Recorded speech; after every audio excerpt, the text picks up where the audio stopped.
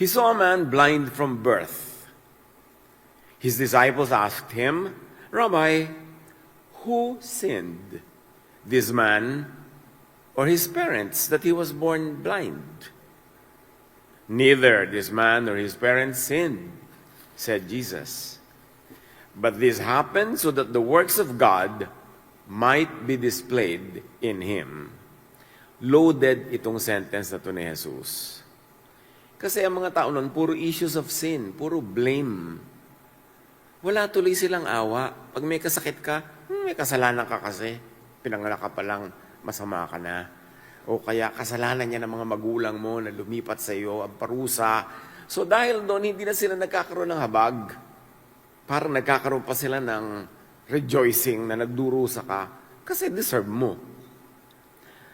Noon, sa frame of mind ng mga tao, lalo ng mga relihiyoso, sa panahon ni Jesus, at hanggang ngayon naman, pag may nangyayaring hindi masaya, hindi mabuti, hindi maganda, hanap agad kung sino ang may kasalanan.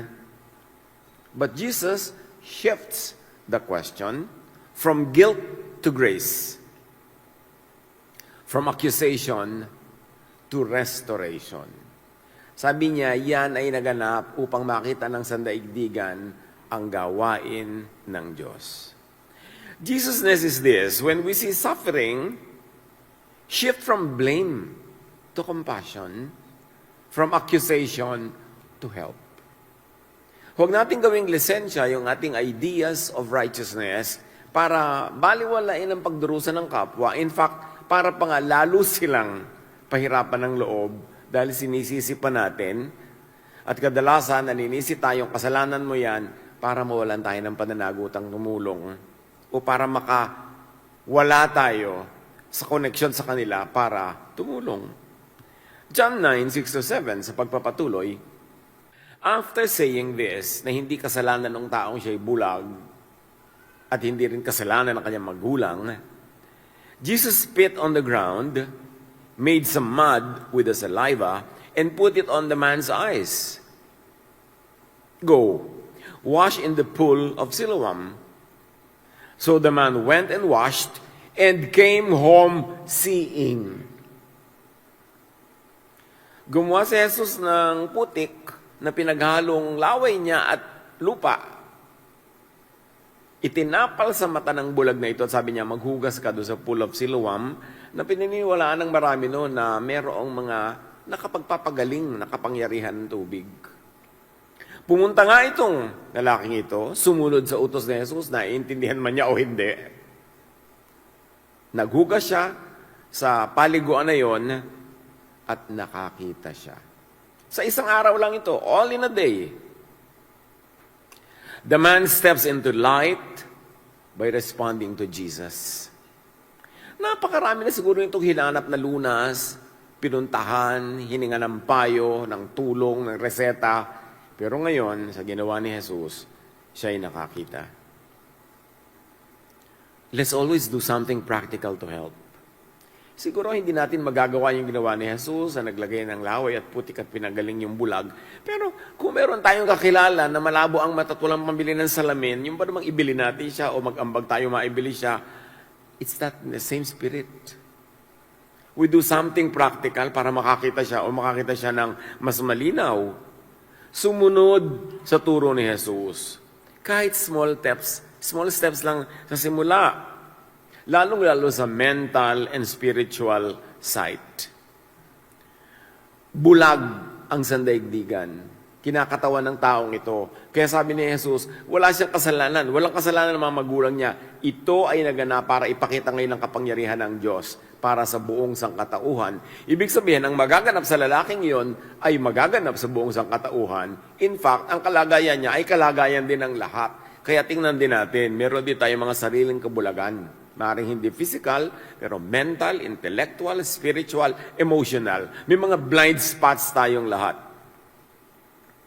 At sa pakikinig kay Jesus, kahit sa kapraso ang turo, unti-unting pagsunod, kahit hindi sa malalaking bagay, lumalapit tayo sa pool of Siloam para mahugasan at para lalong luminaw ang ating paningin kung may paningin na nga tayo.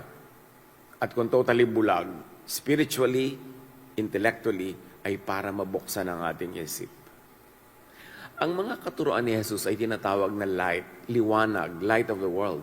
Alam niyo yung liwanag, bigyan niyo lang ng konting puwang para pumasok sa isang madilim na kwarto. Nagliliwanag na yun.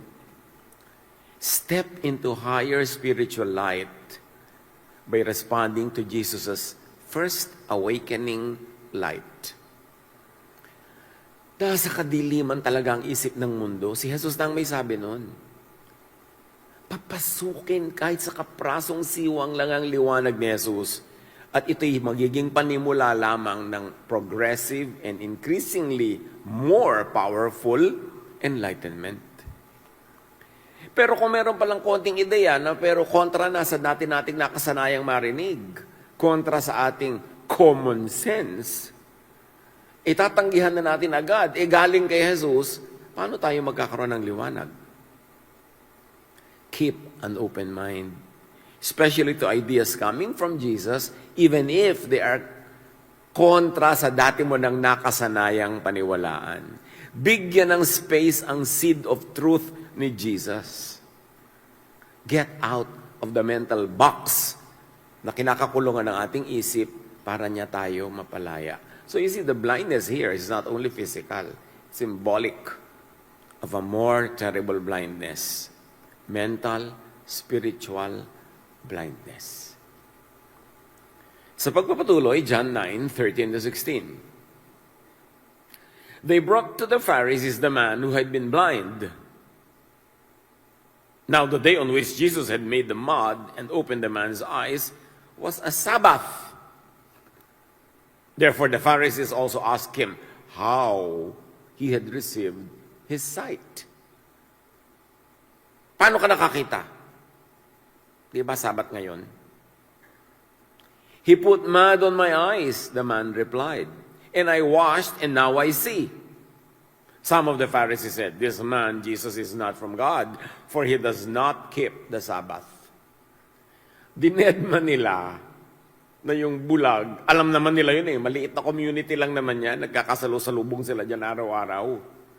Bulag, from birth, nakakakita ngayon, but that's not the news.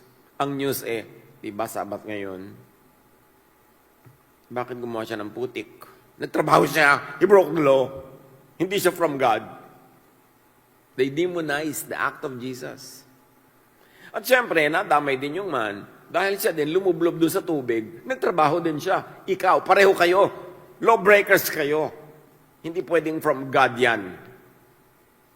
Never mind na effective. You see the blindness? And now, nalalaman natin kung sinong tunay na bulag.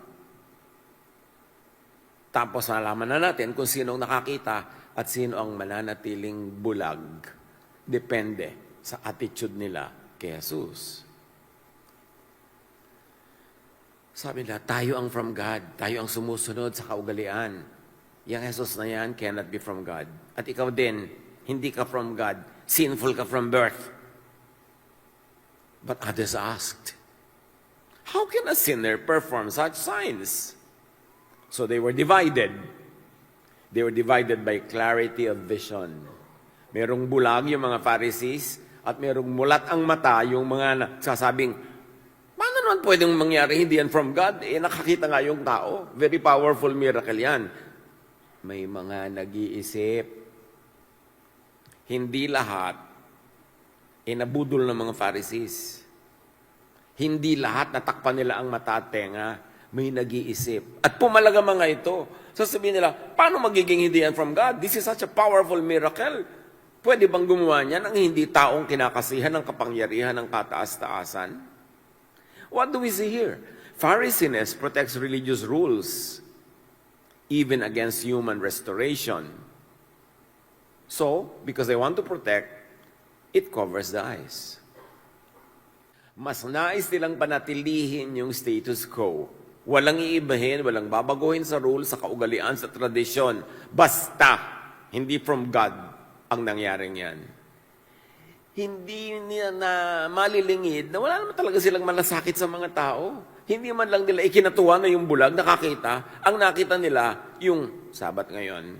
Hindi dapat nangyayari ang mga ganyang bagay. You see how religion can blind? how religiosity can blind people and take away reason. Now, the healed person becomes secondary. Hindi siya ang primary story. Secondary na lang siya. The healer gets demonized and the very work of God becomes suspect. There, and this is a crisis of interpretation. A closed framework resists reality because and when that reality threatens control. The Pharisees, the teachers of the law, the priests, the religious leaders had complete control over society, over the nation, over individuals, communities, and families. Now suddenly, makakalog yung control na yon because Jesus heals on a Sabbath. What does it mean? Na pwede naman pala. Hindi kailangan pagpakamatayan ng pagsunod dyan. In fact, sinadya pa nga ni Jesus sa Sabat ang marami niyang miracles para lalong mapag-usapan na pwede. Ang nagbabawal lang sa inyo niyan ay yung mga Pharisees na yan, hindi naman talaga ang Diyos sa langit dahil ang Diyos sa langit ay nagpapagaling kahit Sabat, especially sa Sabat. Jesusness prioritizes life over system. Mas mahalaga kay Jesus, mas mahalaga sa Jesusness ang kapakanan ng tao, hindi yung technical obedience to tradition. Kaya nga, sabi niya, that it's not from God. Tulad din nung sinabihan si Peter ng voice from heaven, kumain ka, yung mga bumababa na yan, ng mga hayop galing sa taas. So, hindi po ako pwedeng kumain ng unclean thing. At sumagot ang Diyos, do not call anything impure that God has made clean. Ako na nga nagsasabi, kainin mo, magkangatuwiran ka pa dyan, hindi po ako pwedeng kumain ng unclean. Ano palagay mo sa akin? Pinapakain kita ng unclean? Ano pong ibig niyo sabihin? Hindi talaga to unclean? Yun nga. Kaya ako nga ipinapakain sa'yo. Paano po yung sabi ng mga Pharisees na unclean to? Di mamili ka kung kanino ka makikinig, sa Pharisees o sa akin. When religious rules conflict with healing a person, people of God choose restoration. Ano man yun, ang makakapagpanumbalik ng sigla, lakas, kalusugan, dangal ng tao, yun ang piliin, hindi technical religiosity. Consider the facts on the ground. Gumaling na nga iko-contest mo pa. On grounds of technicality, Sabbath ngayon. In the story, evidence is ignored when it challenged position carved in stone. Siyempre, nakatagasan bato yung kanilang mga tradisyon Hindi pwedeng ibahin. Nakasulat yan sa bato, nakauka sa bato, walang papalitan. Kaya noong pa man, ina-address na to ng kataas-taasan. Sabi niya sa Ezekiel 36:26, ang titigas ng puso nyo, ang titigas ng mga paninindigan ninyo, I will give you a new heart and put a new spirit in you.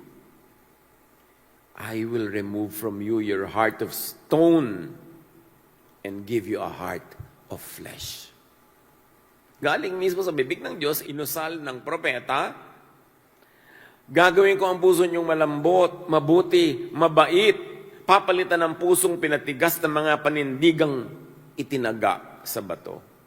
Bibigyan kayo ng bagong puso at kaisipan, ng katuruan, ng bagong teacher, para makita nyo kung ano ang tunay na nanggagaling sa kataas-taasan. Kaya sabi ng Hebrews 1:1-2, in the past, God spoke to our ancestors through the prophets at many times and in various ways. But in these last days, He has spoken to us by His Son. Sabi nung araw, mga nadidinig natin, anas-anas, bulong-bulong, kapra-kapraso, puta-putake, galing sa mga kung sino-sino. Pero ngayong last days, meaning last days of mental darkness, last days of katigasan ng puso, last days of pagmamatigas ng pusong bato, diretso na tayong kinausap ng Ama through His Son. Anong ibig sabihin nun? Gawing batayan, gawing final authority si Jesus. As if kailangan pang i-memorize yan. Pag may katuruan, ang mga kung sino-sino na kontra sa katuruan ni Jesus, alam nga naman yung kung sino-sino sundin mo. Pag sinasabi ng mga Pharisees na Sabat ngayon, hindi pwede. Pero nagpagaling si Jesus, alam nga naman doon ka sa mga Pharisees makinig. Pero hanggang ngayon, nangyayari pa yung pagdadalawang loob ng mga tao. Pagka ang mga narinig nilang katuruan ni Jesus, kahit directly quoted from the Gospels, from Jesus, nagdadalawang loob pa rin sila kung sino susundin. Kung ito ay salungat sa mga nakasanayan nilang sundin. So this story of the blind man is also our story. Tayo din yung bulag. At tayo din yung pwedeng magkaroon ng sight. Although pwede rin tayong maging Pharisee, manatiling bulag, dahil ipagpipilitan natin ang kaugalian at nakasanayan. Jesus is the image of the invisible God, sabi ng Colossians 1:15. Yung kataas-taasan, invisible, naging visible through Jesus. So huwag na tayong manghula kung ano ang kanyang kabuuan, ano ang kanyang katangian, kasi ipinakita ng lahat ni Jesus sa kanyang gawa, sa kanyang salita, sa kanyang mga katuruan. Not someone else, not anyone else ang image ng Diyos, kundi si Jesus. The sun is the radiance of God's glory in the exact representation of His being. Hebrews 1:3. God's final and clearest self-disclosure is Jesus. Kaya obviously, kay Jesus sumunod. Turo ni Jesus ang pakinggan at turo ni Jesus ang ituro sa iba. A closed religious system becomes blind to what is new. In fact, allergic yung closed religious system sa anything new. Kasi baka maiba yung power structure, mawala ng kapangyarihan at impluensya, yung mga nag-e-enjoy ng power. Pero lahat ng kay Jesus ay new. New Testament, New Covenant, New Command, Love, puro new. Everything is new in Jesus, kung saan allergic yung mga mahilig sa old. A closed religious system resists truth when truth challenges control. Kasi ang Pharisaic religiosity, yan ang number one lagnat, control. Dapat control ang isip mo, control ang gawa mo, ang kilos mo, ang buhay mo. Pero hindi ganun si Jesus. And this results even in a very obvious proof of power. So a closed religious system preserves itself even against solid, practical evidence, even scriptural evidence. Kaya nga kahit may katuruan si Jesus sa Gospels, ipagpipilitin pa rin nilang iba, yung mga ibang katuruan na kung saan-saan galing. Siyempre, kung agree naman sa turo ni Jesus, edi good, go. Pero kung salungat, alam na natin na dapat i-Jesus filter yan. Dapat ang manaig ay yung katuruan ni Jesus. Pharisees rejects Jesusness, to say the obvious. Kasi naiiba yung power structure. People are empowered, people are set free, at nawawalan ng absolute grip ang mga religious leaders over the people. Kahit may mabuting nangyari, hindi ito matanggap ng Pharisees dahil hindi galing sa nakasanayan at lalo namang hindi galing kasi sa kanila. Pag hindi galing sa kanila yung magandang nangyari, i-reject nila yon, i-demonize pa. Kaya ang major project ng Pharisees, magsara, magkulong ng isip ng mga tao. Bantayan ninyo kung may nagsasara at nagkukulong ng inyong isip. Yung huwag kang makikinig sa iba, huwag kang magbabasa ng gawa ng iba, sa akin ka lang makikinig, huwag kang dadalo sa iba, huwag kang makikipagmabutihan sa iba. Bakit anong gusto? Solohin ang isip mo, natural. Pharisees struggles to recognize good when it comes in an unexpected form. Especially when it erodes and challenges their so-called authority. But, sabi sa Acts 2:17, eto na naman, in the last days, tulad ng sinabi sa Ezekiel, God says, I will pour out my Spirit on all people. Kanino daw ipo-pour out ang Spirit, church? All. Hindi na yung solo ng mga religious leaders lamang. Your sons and daughters will prophesy. Your young men will see visions. Your old men will dream dreams. Prophecy ni Joel na kinote ni Peter sa Acts chapter 2 nung day of Pentecost. Dahil marami nagtatanong, ano yan? Mga lasing ba kayo? Bakit kayo ganyan? Umagang-umaga. Sabi ni Pedro, umagang-umaga nga, lasing. Siyempre, wala pang alak available. Ito ang sinasabi ni Joel. Matagal na in the last days. In the last days of the planet? No, in the last days of ignorance. In the last days of the heart of stone, God will reveal His truth to all people. At mula noon hanggang ngayon, yung mga Pharisees, pinipigil yung kalat ng revelation na yon dahil ayaw nilang marating yun ang lahat ng tao. Dahil gusto pa nilang solohin ang loyalty, allegiance, at bulsa ng mga tao. Magmatiyag. Magbantay.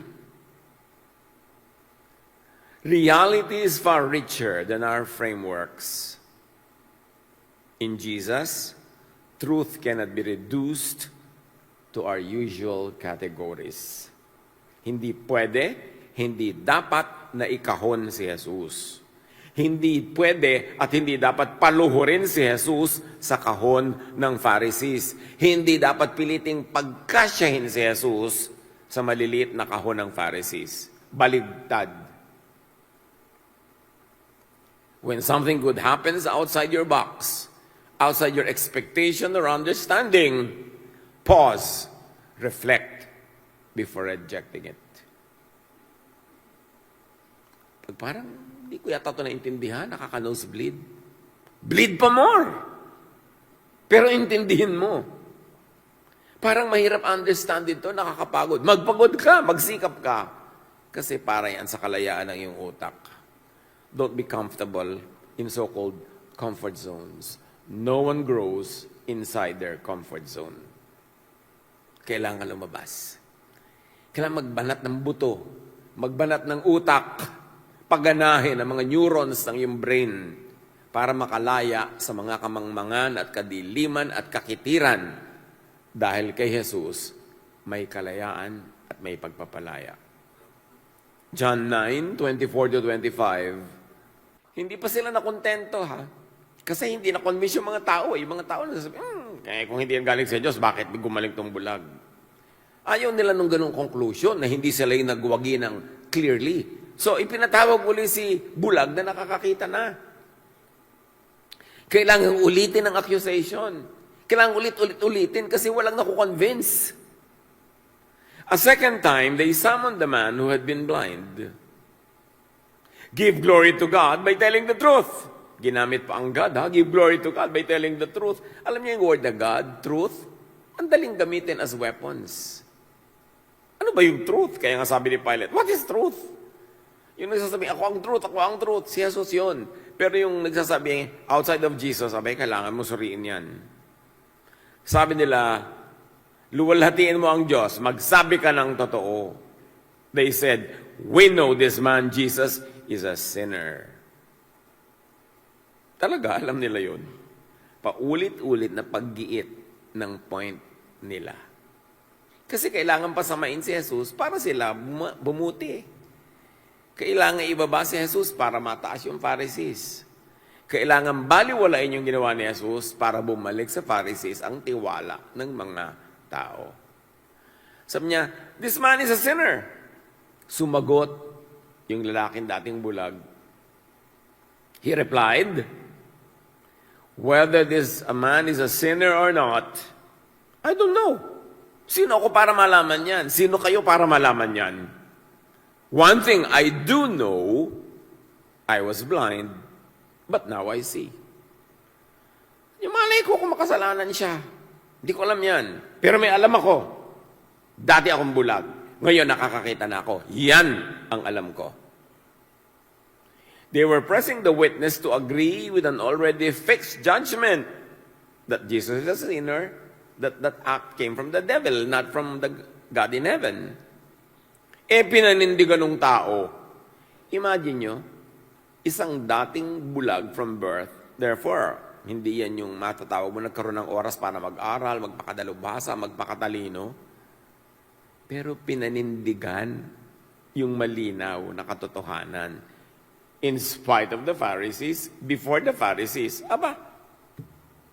may buto itong taong ito. Nanindigan. Mali ko sa inyo.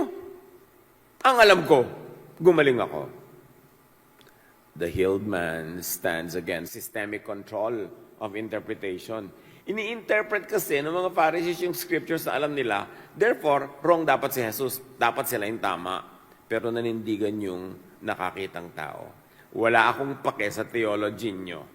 Ang may pake ako sa katotohanan na gumaling ako. What only matters now is that I can see. Do not consume reality to serve a predetermined conclusion, lalo sa mga religious issues. Marami niya mga lutong Macau, yung putol-putol na yung mga ingredients, determine na ang pagluluto. Huwag kayong padadala doon. Always process information, process knowledge, and with the light and guidance of the Holy Spirit, do not be afraid to discover new interpretations and applications. Kailangan makawala sa mga kahon na pinagkulungan sa ating isip.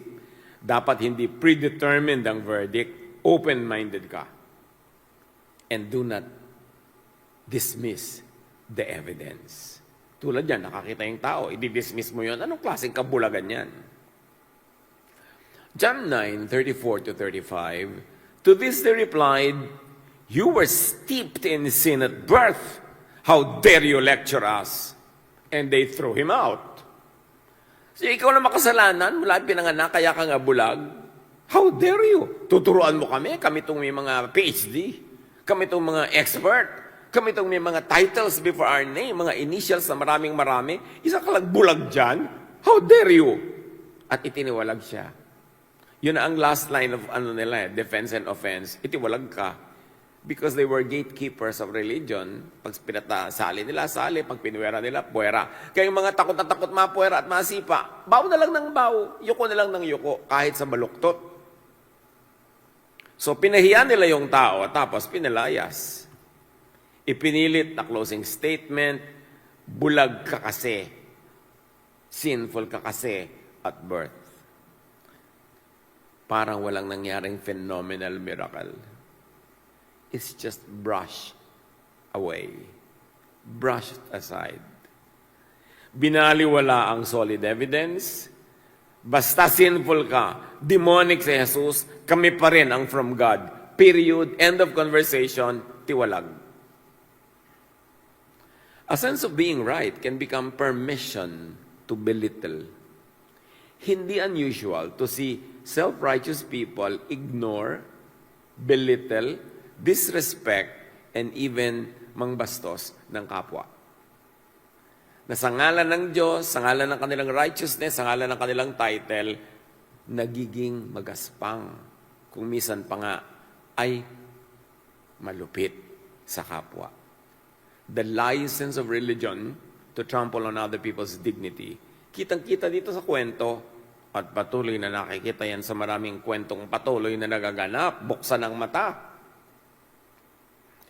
Religion becomes a weapon to humiliate instead of a way to restore. Observe, magmatyag. Do not be a victim of this Pharisiness. Pag ang pagiging tama o guni-guni ng pagiging tama ay nauwi sa paglait at pagsipa, may mali na. Alam mo yon. Every single cell in your body will tell you. Every neuron in your brain will tell you, may mali dito. Kahit ano pang religious title nito, kahit ano pang grupo ito, pero meron ng pagyurak sa kapwa, pagsipa, may mali na dito. Hindi na ito from Jesus.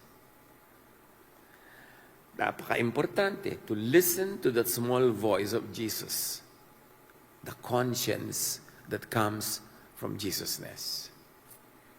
Sabi ni Jesus sa Matthew 6:23, but if your eyes are unhealthy, your whole body will be full of darkness. Pag ang paningin mo, pananaw mo, paniniwala mo at paninindigan ay may karamdaman, yung buong pagkatao mo ay mababalot ng dilim. If then the light within you is darkness, how great is the darkness? Kung ang liwanag mo ay dilim, grabe naman kadiliman yung nangyayari sa iyo. Have an eye check-up sa Jesus Optometry and Ophthalmology Clinic.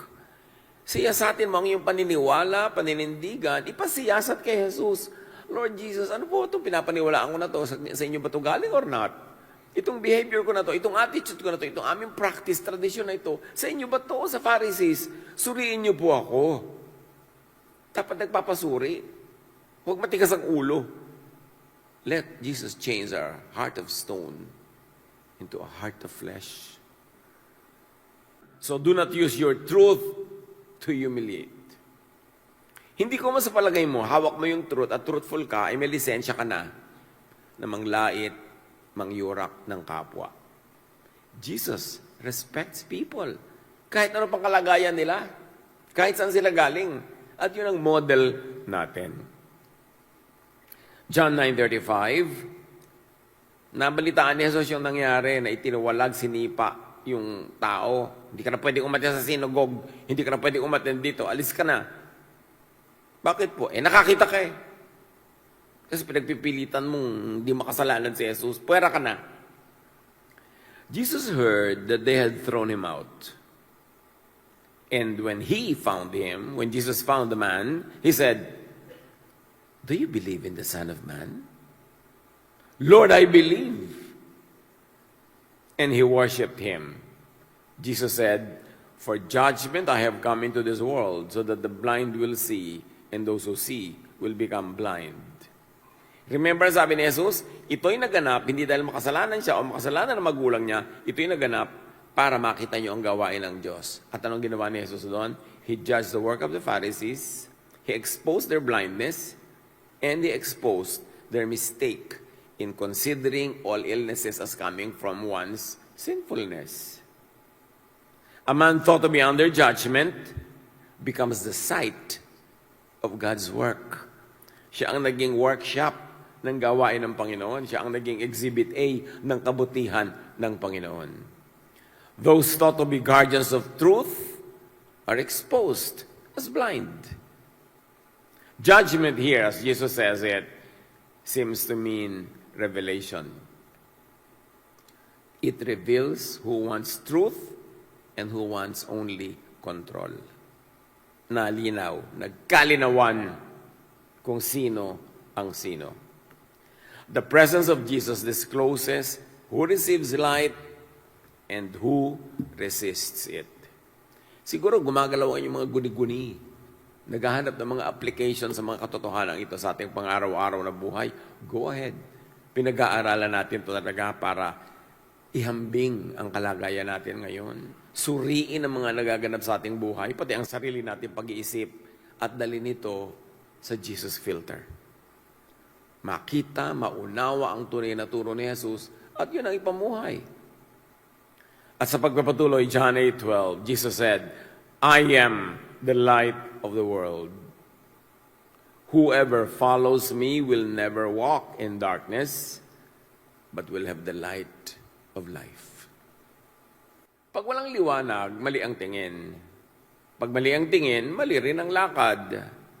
Si Jesus ang liwanag. Dahil sa Kanya, lumilinaw ang nakikita, ang nauunawa, at ang dapat gawin. At kung saan pupunta, at kung paano pupunta ron, paano lalakad. Jesus is the light by which all reality, truth, life, and the way of God become visible. Namnamin niyo kahulugan nito, mga kapatid. Siya talaga ang nagpapaliwanag ng lahat. Hindi lang ng theology, pati kung paano ka magigisa, paano ka maliligo, paano ka makikitungo sa kapwa. Yung buong buhay, naliliwanagan ni Jesus. Siya ang pamantayan. At isa lang naman ang overriding rule niya sa lahat ng yan, love. Paano naman po ako mag-a-apply ng love sa paliligo? Abi, huwag mo nang ubusin ng tubig kung isang timba lang yan. Love your kasunod pang maliligo, itinira mo na lang isang tabo. Merong kinalaman sa paliligo. Sa pagsisipilyo, piniga mo na yung buong toothpaste, wala lang natira doon sa susunod. Diba? So may love pa rin doon. Lahat. Kaya si Jesus ang liwanag ng buong sandaigdigan, maging ng ating isipan at puso. At ang pagpapaliwanag doon is His only command, love. Tulad noon, nasan yung love ng Pharisees? Nakakita na nga yung tao, nilait pa at isinipa. Nasan yung love? Hindi mahirap malaman kung alin dyan ang Jesusness, alin dyan ang Phariseesness. At sabi niya, whoever follows me will never walk in darkness. And we must be careful here. Darkness is not always obvious evil. Pag sinabing darkness, hindi lang yung may sungay, may maitim na pakpak at may buntot at may hawak na tinidor. Sometimes, darkness wears the clothes of certainty. Yung sure, na sure, na sure. Madalas yun ang darkness.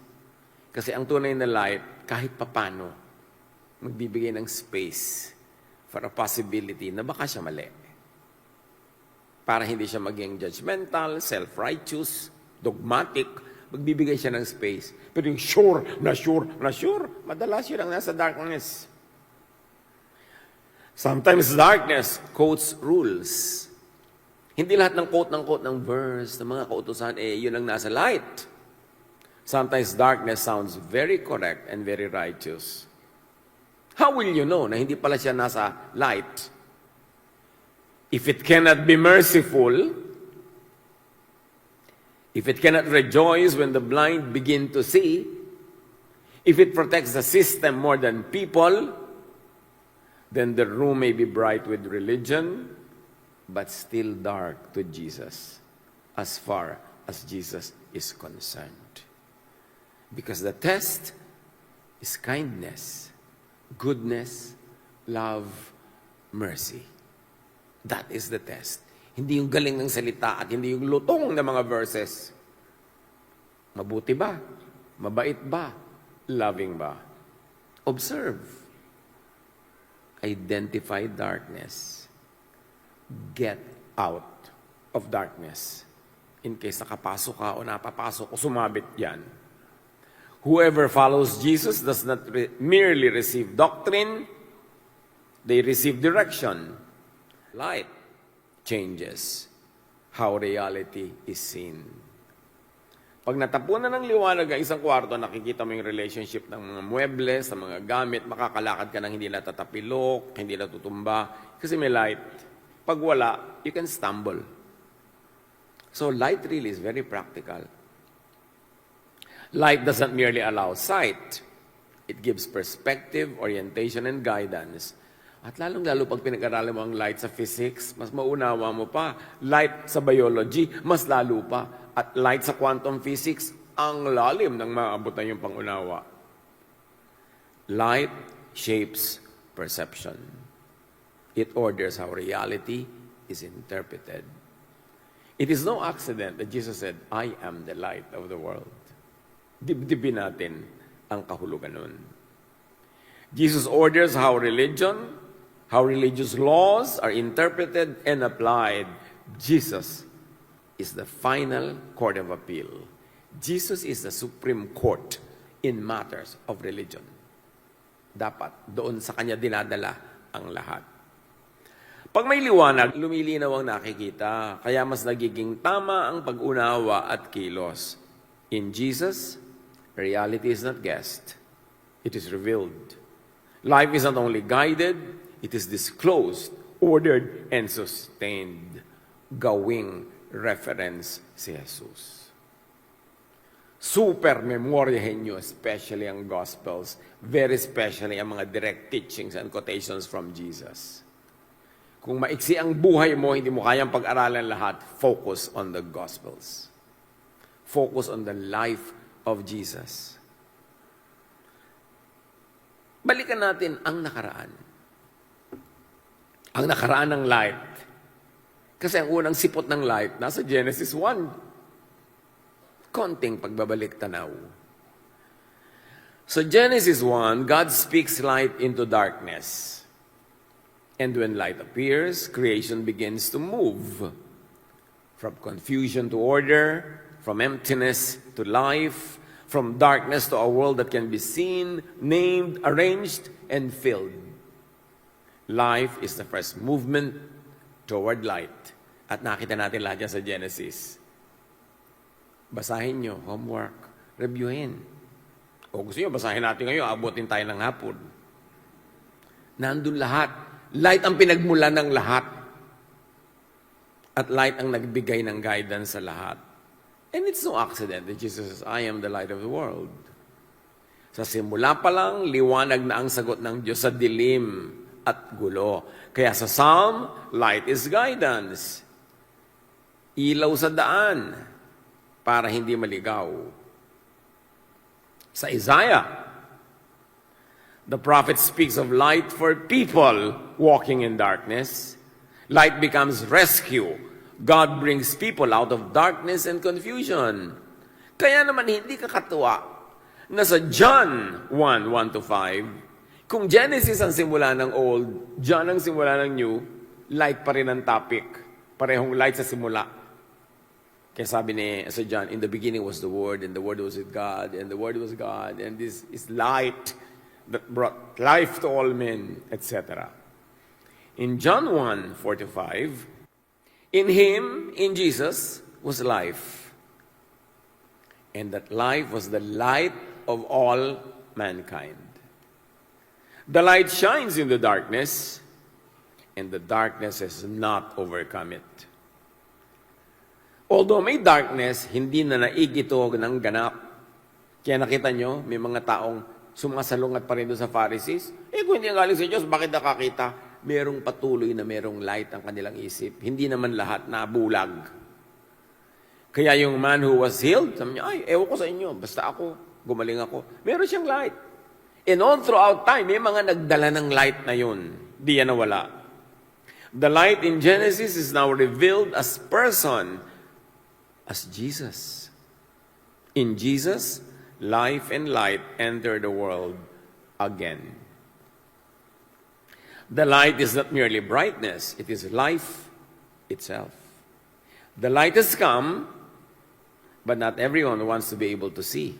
Tulad ng mga Pharisees, eto na nga ayaw pang paniwalaan.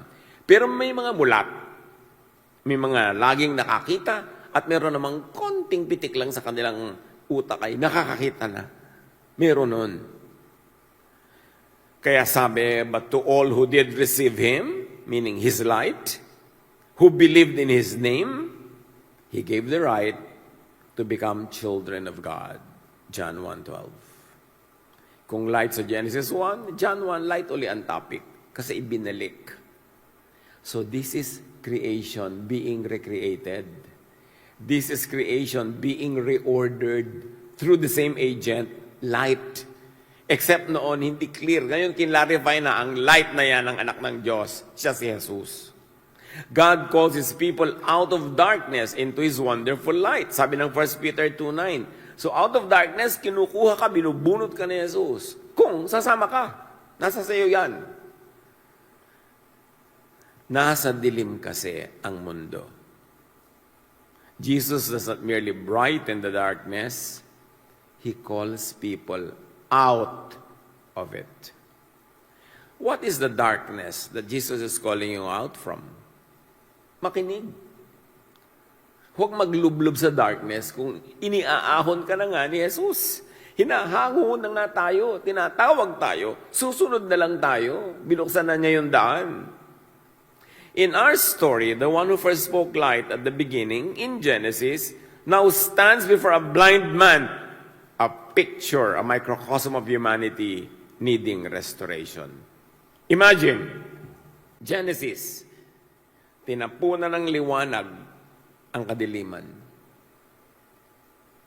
Tapos sa John 1, ang liwanag na yun pala ay ang anak ng Diyos. At ngayon sa kwento, yung bulag, ang kaharap niya ay si Jesus, ang anak ng Diyos. Ang liwanag ng Genesis, ang liwanag ng John 1, yun ang light of the world. Imagine, kaharap niya. At siya naman, kinatawan ng buong sangkatauhan na bulag ang nangyari sa kanya. ay clue ng pwedeng mangyari sa lahat ng makikinig. Yung lalagyan ni Jesus ng putik, laway niya at putik yung mata.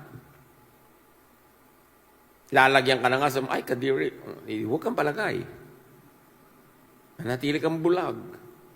Yung nilagyan ng putik ka, sabi, magpahugas ka doon sa pool, sumunod naman. Anong kailangan nating ministration ni Jesus? At anong kailangan pagsunod natin para matanggal ang mga kabulagan natin? Nakita niyo si Paul, nung kanyang susugurin ng mga maniniwala kay Jesus, siya'y pinigil at siya'y nabulag. And after 3 days, pinapunta sa kanya si Ananias, sabi, mag-minister ka kay Paul, gusto ko yang maggamit sa aking gawain. At as soon as Ananias, o siya nga ba yun, check the name. As soon as he ministered to Paul, naglaglagan ng para mga kaliskis na nakadikit sa kanyang mata. At ano rin unang nangyari sa kanya? Nakakita rin. Nakita niyo the metaphor of blindness? The metaphor of light? Because when Paul was going to attack the people of God, na-blind siya ng light at nahulog siya sa kabayo. Light na naman. And Jesus said, I am the light of the world. At may nagsabi niya, Paul, Paul, or Saul, Saul, why are you persecuting my people? Sabi ni Saul, who are you, Lord? I am Jesus. Siya yung light. And this same light, nakaharap nung bulag na yon, kaharap din natin ngayon. Can you imagine the drama?